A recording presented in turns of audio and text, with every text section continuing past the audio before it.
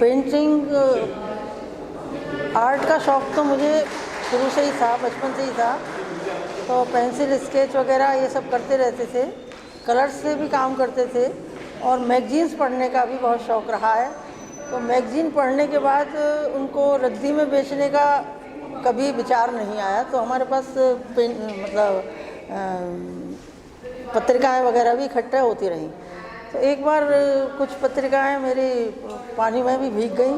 उसके बाद सूखने के बाद भी उनका कुछ नहीं बिगड़ा। तो अचानक ही मेरे दिमाग में ये विचार आया कि क्या हम उनके जो कलर्स थे उनको देख करके मतलब मैं अट्रैक्ट हुई। मैंने कहा कि इनसे भी कुछ हो सकता है और कुछ नया करने का हमेशा ही विचार रहता था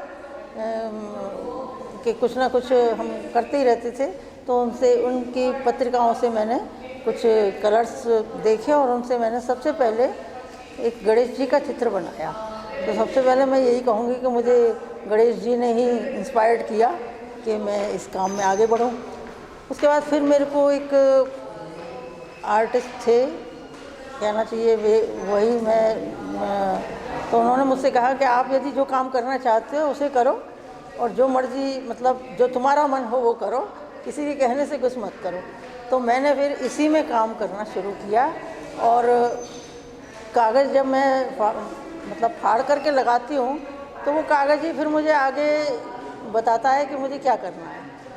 इसके अलावा मैं मथुरा में पैदा हुई, मथुरा में ही पली बड़ी। तो मेरे मथुरा में पुराने मंदिर, पुरानी घाट, जमुना जी घाट है, तो उसके घाट मुझे हमेशा ही अट्रैक्ट करते रहे। तो मेरे मन में जो मैंने पहले छोटे छोटे चित्र बनाए, कृष्ण जी के चित्र बनाए और उसके बाद फिर मैंने एक बड़ा चित्र बनाने का प्रयास किया और उसको बनाते समय मैंने कैनवास लिया पूरा बड़ा और उसके ऊपर हम बैठ करके मज़े से आराम से अपना जो भी मन में आता गया वो बनाती चली गई अपनी मेमोरी से, क्योंकि मैं घाट वगैरह मैंने सब देखे ही थे। तो ये इस प्रकार से ये इस बड़ी पेंटिंग का हाँ, ये जो बड़ी पेंटिंग बनी है, हाँ, इसको बनाने में मैं प्रतिदिन लगभग 4 घंटे बैठती थी और 4 साल में ये बन करके तैयार हुई। और मैं ये कहना चाहूँगी कि ये मेरी जो पेंटिंग है, इसे यदि आप बनाएंगे मतलब जो भी सीखेगा, वैसे मैंने बहुत से बच्चों को सिखाया भी है, कोचिंग लेती हूँ बच्चों की जो सीखना चाहता है। तो इस पेंटिंग को, इस कला को करने पर कभी किसी को हाई ब्लड प्रेशर नहीं होगा, क्योंकि कागज़ के टुकड़े फटते चले जाएंगे और उसका प्रेशर दूर होता चला जाएगा।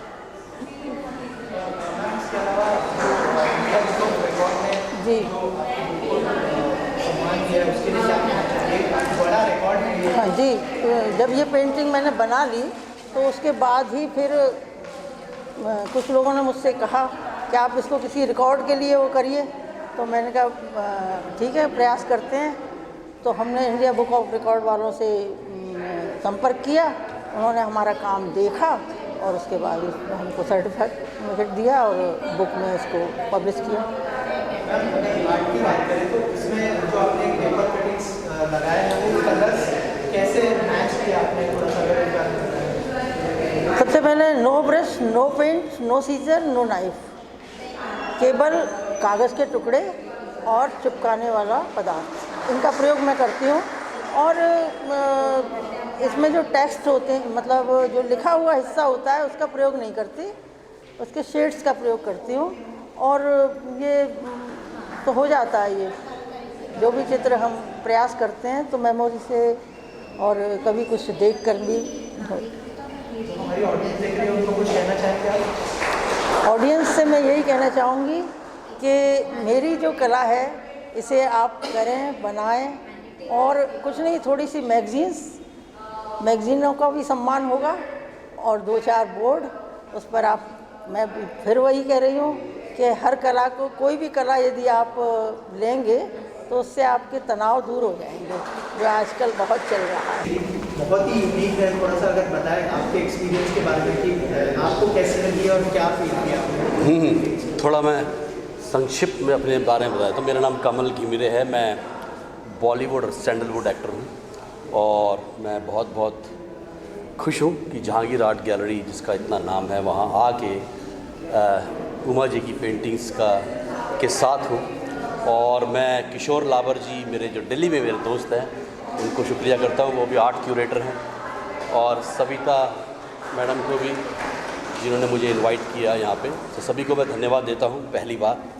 और उसके बाद अब मैंने आर्ट देखी, पेंटिंग्स देखी, सब मुझे बहुत बहुत बहुत अच्छा लगा। पेंटिंग्स विदाउट कलर, है ना, मतलब बिना रंग के। मैडम आपको आइडिया बड़ा अच्छा आया आपका, बहुत अच्छा लगा। आपने जिस तरह से पेपर्स फाड़ फाड़ के लगाए हैं, मतलब यूनिक है।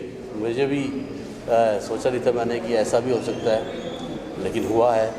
और अभी मैंने कुछ देखे इनके पेपर्स, आपने जो लिए हैं रंग बिरंगे मैगज़ीन से, उनको चिपकाया है, तो बहुत मतलब अद्भुत है, बहुत ब्यूटीफुल है। मैं भी खुद पेंटिंग करता हूँ, मैंने भी अपनी एग्जीबिशंस लगाई थी, अभी तो नहीं करता। मैंने अमेरिका में लगाई, लंदन में लगाई, दिल्ली में लगाई। मैं खुद भी आर्टिस्ट हूँ, और लेकिन अभी मैं एक्टिंग फील्ड में हूँ, तो वो भी आर्ट है, लेकिन उसमें पेंटिंग वाली नहीं करता हूँ मैं आजकल, बट दूसरों की पेंटिंग एग्जीबिशन में ज़रूर आता हूँ। मैडम बहुत बहुत अच्छा लगा, एंड ऐसा ही आप करते रहिए। इस पेंटिंग को 4 साल लगे, बताओ, इतना वक्त पेपरों को जोड़ जोड़ के। हेड्स ऑफ, सब्र चाहिए इसके लिए बहुत बड़ा। तो thank you very much. And हमें इनवाइट करेंगे सविता जी, आप भी आइए प्लीज़। एंड इन्होंने हमें इनवाइट किया है, अच्छा लगा। हमारे कॉमन फ्रेंड हैं किशोर जी, उनको दोबारा से धन्यवाद करता हूँ। And thank you everyone. और इसी तरह से आके आर्टिस्ट का प्रोत्साहन बढ़ाते रहिए।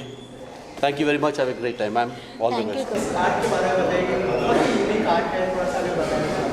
ये जैसा कि आप सभी देख रहे हैं कि ये पेपर कोलाज आर्ट है। पेपर कोलाज आर्ट वैसे तो सभी जानते हैं कि पेपर कोलाज आर्ट क्या होता है, लेकिन मैं ये सबको बताना चाहती हूँ कि ये पेपर कोलाज आर्ट औरों से डिफरेंट इसलिए है कि अभी तक जितने भी आर्टिस्ट पेपर कोलाज करते आए हैं, उन्होंने कुछ एब्स्ट्रैक्ट्स पर काम किया है, या few of them have worked on this line, but इतना रियलिस्टिक वर्क ये शायद मैम ही करती हैं। यहाँ पर उमा शर्मा जी, इनके वर्क्स हैं ये।